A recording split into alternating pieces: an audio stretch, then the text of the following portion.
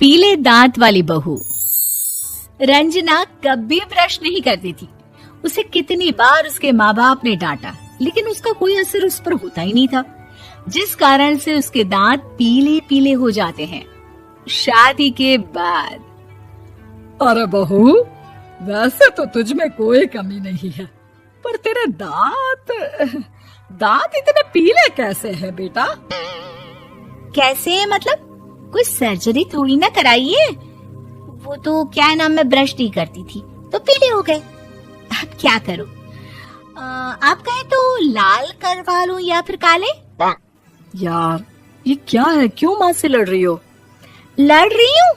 अरे मैं लड़ रही हूँ या ये बोल रही है कि दांत पीले हैं, पीले। अरे तपस्या थोड़ी ना की है इन्हें पीले करने के लिए। बकायदा ब्रश नहीं किया है 20 साल तक, तब जाकर। छी, कैसी बात कर रही हो? ये उस वक्त तो पीले नहीं थे जब हम लोग तुम्हें देखने आए थे। अरे तब साफ करवा लिया होगा डेंटिस्ट के पास जाकर। अब देखो कैसे पीले पीले लग रहे हैं। रंजना सास की तरफ गुस्से से देखती है। फिर शुरू हो गई पीले पीले पीले। अरे पीले तो तब भी थे जब मेरे हाथ का रसगुल्ला उड़ा उड़ा कर खा रही थी और बोल रही थी, लड़की नहीं गुणों का खजाना दे रहे भाई साहब आप। खैर, अब वो लोग करते भी तो क्या करते, पीले दांत वाली बहू पल्ले पड़ी थी तो झेलना तो था ही। एक दिन कीर्तन में रंजना गाना गा रही थी। अरे कमला बहन, माँ का द्वार है, यहाँ तो सब शुद्ध होकर आते हैं, फिर अपनी बहू को ब्रश भी नहीं करवाती तुम। दूर से पीले पीले दांत भक्ति में बाधा उत्पन्न कर रहे हैं। अरे कोई 2 साल की बच्ची थोड़ी ना लेकर आई हूँ मैं बहू बनाकर। अच्छी खासी लड़की है, अरे कैसे करवाऊं ब्रश? ये तो उसे खुद करना चाहिए ना। अब माँ बाप तो इसके जैसे तैसे निपटा दिए, ये नहीं सोचा कि सास कैसे संभालेगी। सास बहू को लेकर घर आ जाती है, लेकिन सोच लेती है कि अब इसे लेकर कहीं नहीं जाएगी। अगले रोज बहू कहती है, अरे क्या हो गया, मंदिर नहीं जाना क्या? कीर्तन का वक्त हो रहा है। मेरी मधुर वाणी से कान्हा जी जागते हैं और सोते हैं। आप तो जानती है ना उनकी भक्ति में कितना मन लगता है मेरा। वो क्या है ना, तबीयत ठीक नहीं लग रही है मेरी, आराम करूंगी मैं। तबीयत ठीक नहीं लग रही? अभी तो मिथुन के गाने पर नाच रही थी आप, और अब बोल रही है कि तबीयत ठीक नहीं लग रही। अरे भक्ति में मन लगा लो सासू माँ, ऊपर जाना है, क्या मुंह दिखाओगी आप? हाँ?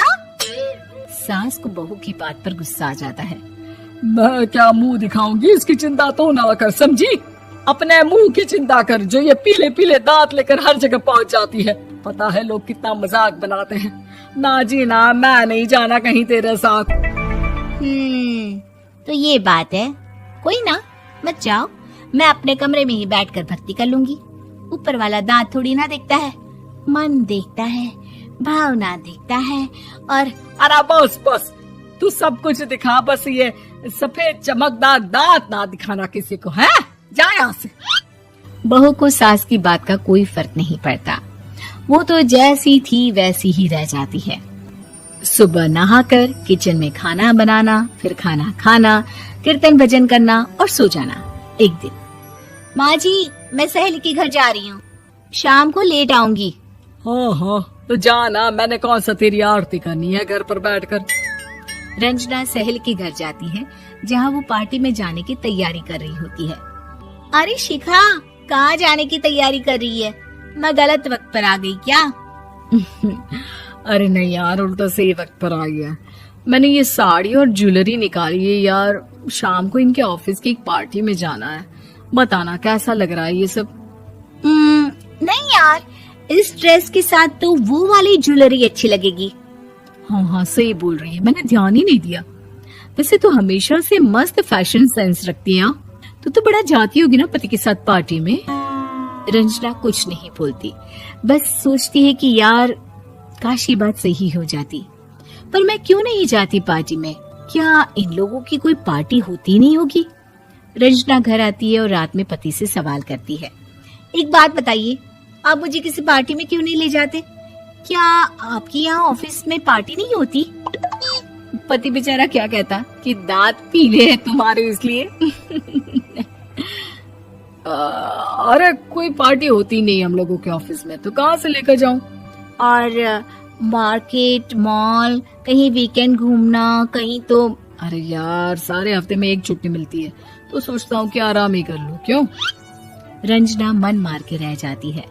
पहले कभी सास के साथ मंदिर जाया करती थी, लेकिन वो भी सास ने ले जाना बंद कर दिया। घर बैठी बैठी रंजना बोर हो जाती है। तभी उसे आइडिया आता है और वो मायके जाने का सोचती है। सासू माँ, 2 दिनों के लिए मम्मी के घर जा रही हूँ। अच्छा ठीक है, आराम से जा। और हाँ, माँ से कुछ अच्छी आदत सीख कर आना कि कैसे शरीर के हर भाग की तरह दांतों की सफाई भी जरूरी होती है, समझी? शुरू हो गई ना आप। वो लोग आपकी तरह नहीं है कि छोटी छोटी बात का बतंगड़ बना दे। उन लोगों के लिए मैं मायने रखती हूँ, ना कि मेरे पीले पीले दांत। रंजना माँ को बिना बताए उन लोगों को सरप्राइज देती है, लेकिन जैसे ही वो दरवाजे पर पहुंचती है, अंदर देखती है कि घर वाले कहीं जा रहे होते हैं। अब माँ, काश रंजना दीदी के दांतों वाली प्रॉब्लम नहीं होती, तो वो भी हम लोगों के साथ चलती ना बुआ जी की बेटी की शादी में। हाँ बेटा, लेकिन अब उसे कौन समझाए कि उसको उसके पीले दांत नहीं दिखते, लेकिन उसके आसपास के लोगों को कितना एम्बैरेसिंग फील कराते हैं। मुझे तो कितनी बार उसके स्कूल की टीचर ने शिकायत की कि उसके साथ कोई लड़की बैठना भी नहीं चाहती, और ना ही कॉलेज में कोई उससे बात करना चाहता था। लेकिन पता नहीं क्यों उसे ये बात समझ में ही नहीं आती। कोई कमी नहीं है उस लड़की में, बस यही कि दांत पीले हैं। वो तो भला हो जीजा जी और उनकी माँ का, जो दीदी को जैसी है वैसे ही रखा हुआ है। रंजना को अपने घर वालों की बात सुनकर बहुत दुख होता है। वो सोचती है कि वो क्या करे, लेकिन फिर वो सीधा डेंटिस्ट के पास जाती है, अपने दांत चमकाती है और कसम खाती है कि वो रोज ब्रश करेगी। अरे क्या हो गया?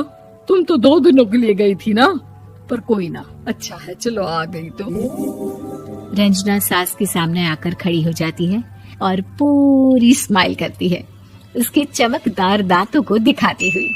हैं? चले मंदिर। माँ, मुझे माफ कर दीजिए, मैंने आप लोगों को बहुत एम्बैरेसिंग फील करवाया। मैं आज से रोज ब्रश करूंगी।